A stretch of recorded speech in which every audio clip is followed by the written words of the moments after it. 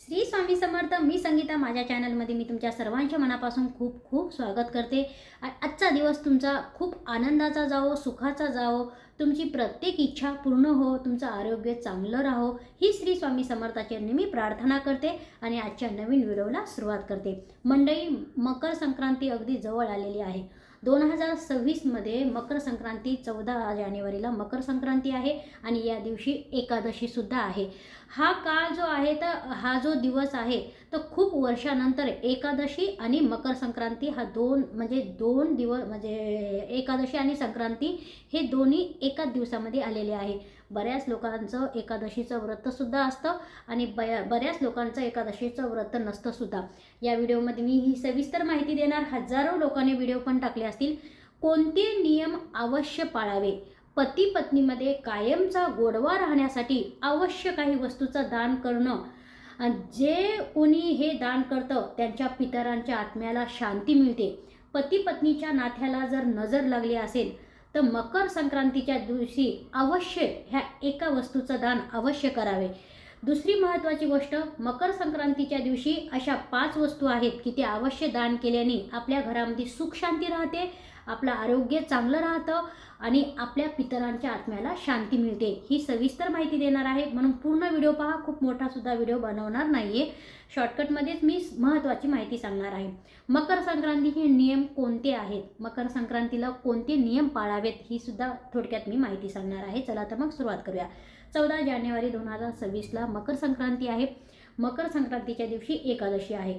मकर संक्रांतीचा दिवस खास सूर्यदेवाची सेवा करण्यासाठी आणि आपल्या पितरांना पिंडदान करण्यासाठी, आपल्या पितरांच्या नावाने आपल्याला काही खास वस्तूचं दान करणं हे खूप शुभ मानलं जातं. मकर संक्रांतीचा हा जो दिवस आहे तर या दिवसापासून सगळं शुभ कार्याला सुरुवात होते. लग्न, मुंडन, घराची वास्तुशांती असेल, आपल्याला प्रॉपर्टी घ्यायची असेल तर या दिवसापासून सुरुवात होते. कारण या दिवसापासून सूर्य उत्तरेकडे सरकत असतो आणि या दिवसापासून देवतांचे दिवस चालू होतात असं शास्त्र सांगत असतं. आता मकर संक्रांतीच्या दिवशी आपल्याला काय करायचं? मकर संक्रांतीच्या दिवशी शक्यतो सकाळी लवकर उठून स्नान करून सूर्याला एक लोटाभर पाणी घ्यायचं, त्याच्यामध्ये हळदी, कुंकू, लाल फूल, काळे तीळ आणि हे थोडासा गूळ टाकायचा आणि सूर्याला अर्घ्य द्यायचं. ओम सूर्याय नमः किंवा ओम आदित्याय नमः किंवा मग सूर्याचा जो तुम्हाला मंत्र येतो तो मंत्र म्हणायचा आहे. सूर्याला अर्घ्य द्यायचा आहे, सूर्याचा आशीर्वाद घ्यायचा आहे.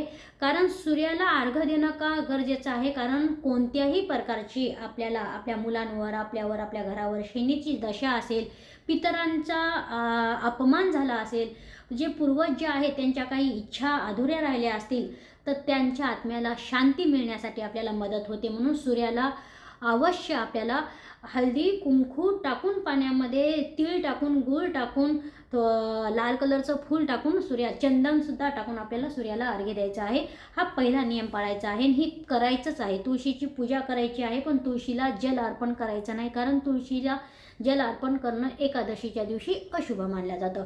दुसरा नियम हा आहे की संक्रांतीच्या दिवशी राग करणं, घरामध्ये कटकट करणं, भांडण करणं, घरामध्ये अशुभ शब्द आपल्या तोंडातून बाहेर काढणं हे खूप अशुभ मानलं जातं. संक्रांत म्हणजे संकट एक प्रकारचं, कारण आपल्या मागं कोणत्याही प्रकारचं संकट नाही यावं म्हणून संक्रांतीच्या दिवशी कोणत्याही व्यक्तीनं तोंडातून अपशब्द म्हणजे अशुभ शब्द काढणं, रागांनी बोलणं, एकमेकाशी तोडून बोलणं, मन दुखवणं हे पूर्णपणे टाळावं. अख्खं वर्ष जे आहे आपलं तर हे अख्खं वर्ष आपलं चांगलं जातं. आपल्या मागं कोणाची कटकट नाही लागत, कोणाची म्हणजे नजर नाही लागत, कोणाची साडेसाती आपल्या मागे नाही लागत. म्हणून हे पाळणं खूप गरजेचं आहे. हे 2 नियम झालेले आहेत. तिसरा नियम, एकादशी पण आहे. श्री हरी विष्णूची अवश्य पूजा करावी. एक माळ ओम नमो नारायणा जप करावा किंवा ओम नमो भगवते वासुदेवाय नमः. पिवळ्या वस्त्र श्री हरी विष्णूला खूप प्रिय आहे, म्हणून पिवळं वस्त्र किंवा पिवळी मिठाई किंवा मग पिवळ्या रंगाचा पेढा जे काही तुमच्याच्याने होईल ते पिवळ्या वस्तूचं दान करावं श्रीहरी विष्णूच्या नावानं, किंवा श्रीहरी विष्णूला अर्पण करावं. तुळशी अर्पण करावी. श्रीहरी विष्णूचा, माता लक्ष्मीचा आशीर्वाद प्राप्त करून घ्यावा. कारण वर्षातली पहिली एकादशी मानली तरी पहिली एकादशी आहे. या एकादशीपासून तर 2026च्या डिसेंबरपर्यंत प्रत्येक दिवस तुमचा आनंदाचा जावं असा आशीर्वाद आपल्याला श्रीहरी विष्णूचा प्राप्त करावा.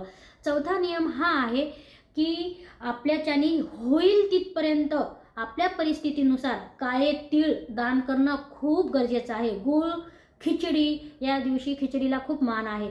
या दिवशी शक्यतो काळ्या रंगाचे कपडे दान करणं, ब्लँकेट, छत्री, थंडीचे जे म्हणजे गरम जे कपडे आहेत ते दान करणं खूप खूप शुभ मानलं जातं.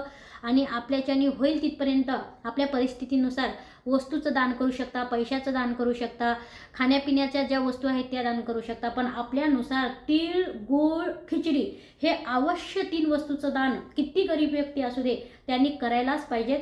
आपल्या पितरांच्या नावाने जे पितरांची इच्छा अधुरी असेल त्यांना एखादी वस्तू खाण्याची आवडत असेल आणि ती खाण्याची वस्तूसुद्धा एखाद्या गरीब व्यक्तीला तुम्ही दान केली तर त्यांच्या आत्म्याला म्हणजे शांती मिळते, आपल्याला आशीर्वाद मिळतो. कोणत्याही प्रकारचा पितृदोष असेल तर तो निघून जातो. शेवटची इच्छा ही आहे आणि नियम आहे, या दिवशी शक्यतो म्हणजे संक्रांत म्हणजे पिवळ्या ह्याच्यावर आलेले आहे तर पिवळं वस्त्र घालणं टाळावं. संक्रांतीचे बरेच लोकांनी व्हिडिओ टाकलेले आहेत. कारण एवढी मेहनत करून मी व्हिडिओ टाकला तेवढा चालणार नाही म्हणून मी टाकला नाही. महत्त्वाची नियमाचीच माहिती टाकली. पिवळं रंग घालणं टाळावं. संक्रांतीच्या दिवशी काळ्या रंगाचे कपडे घालणं शुभ मानलं जातं. म्हणून आपली पूजा वगैरे वाण देऊन झालं महिलांनी तर काळ्या रंगाचे कपडे घालावे. कारण हे थंडी दूर करून गरमी येण्याचं हे आहे. आणि महत्त्वाचं म्हणजे काळ्या रंगाचे कपडे घातल्याने आपल्याला कोणाचीही नजर न लागावं. आपल्याला कोणाचंही एखादं आजारी व्यक्ती आहे आणि त्यांची भेट झाली तर असं सुद्धा मानलं जातं की कळत नकळत आपल्या जीवनामध्ये सगळं काही चांगलं आहे आणि अचानक कुणाची तरी नजर लागते आणि सगळं उलटसुलट होऊन जातं, सगळे दिवस पलटून जातात. म्हणून या दिवशी काळ्या रंगाचे कपडे घालणं आवश्यक आहे. आता पती पत्नीमध्ये जर खूप म्हणजे वादिवाद होत असतील, पती पत्नीमध्ये गोडवा राहण्यासाठी या दिवशी प्रत्येक जोडीनं किंवा मग महिलांनी किंवा पुरुषांनी कोणीही काळ्या रंगाची उडीद डाळ असती तर काळ्या रंगाची उडीद डाळ आपल्याला सव्वाचं माप करायचं. सव्वाचं माप करून कोणत्याही एका गरीब व्यक्तीला काळे उडदाची डाळ म्हणजे 1 डबाभर घेतली, परत त्याचं 1 पावचं माप घ्यायचं, सव्वाचं माप करून पती पत्नींनी दोघांच्या एकमेकाच्या म्हणजे आपल्या डोक्यापासून पायापर्यंत सव्वाचं माप घेऊन डाळ आहे तर ती डाळ उतरायची 7 वेळा, समोरून 7 वेळा, पाठीमागून 7 वेळा, इकडनं 7 वेळा उतरून ती डाळ आपल्याला दान करायची आहे. संक्रांतीच्या दिवशी हे सकाळपासून तर सायंकाळपर्यंत तुम्ही कधीही हा उपाय करू शकता. आपल्या नाथ्याला कोणाची नजर लागली असेल किंवा आपल्या नाथ्याला कोणाचीही नजर नाही लागू, शनिदेवाची आपल्या संसारावर आपल्यावर कृपा राहू, सूर्यदेवाची सुद्धा आपल्या संसारामध्ये त्यांची कृपा राहावी, आपलं आरोग्य चांगलं राहावं, दोघांमध्ये गोडवा राहावा, काळ्या उडीद डाळ दान केल्याचं इतकं शुभ मानलं जातं. आणि पती पत्नीमध्ये कोणत्याही प्रकारचं नातं असं हे झालं असेल म्हणजे नात्याला तडका गेला असेल तर ते दूर होऊन गोडवा राहतो. म्हणून काळी उडीद डाळ आपल्याला दान करायची आहे. दुसरी गोष्ट मध असतो म्हणजे जे मध असतं तर मध आपल्या परिस्थितीनुसार छोटी डबी विकत घेऊन दान करायची आहे. पती पत्नीमध्ये गोडवा राहतो. या दिवशी श्री शंकराचं मंदिरामध्ये जाऊन अभिषेक मधानी करायचा आहे किंवा मग दुधामध्ये साखर मिक्स करून त्याच्यामध्ये थोडंसं बेलाचे पानं टाकायचे आहे, चंदन टाकायचं आहे, महादेवाची पूजा करायची आहे. पती पत्नीमध्ये गोडवा राहतो. पती पत्नीमध्ये कोणत्याही प्रकारचे वाद असतील ते वाद थांबून जातात. हे सत्य आहे. मानलं तर खूप, विश्वासाने जर केलं तर खूप चांगलं आहे. तर आपल्याला उडीद डाळ दान करायची आहे, महादेवाचा अभिषेक करायचा आहे, मध आपल्या परिस्थितीनुसार आपल्याला दान करायचं आहे. काळे तीळ, गूळ आणि खिचडी ह्या 3 पद्धतीच्या 3 वस्तू आपल्याला आपल्या परिस्थितीनुसार अवश्य दान करायच्या आहेत.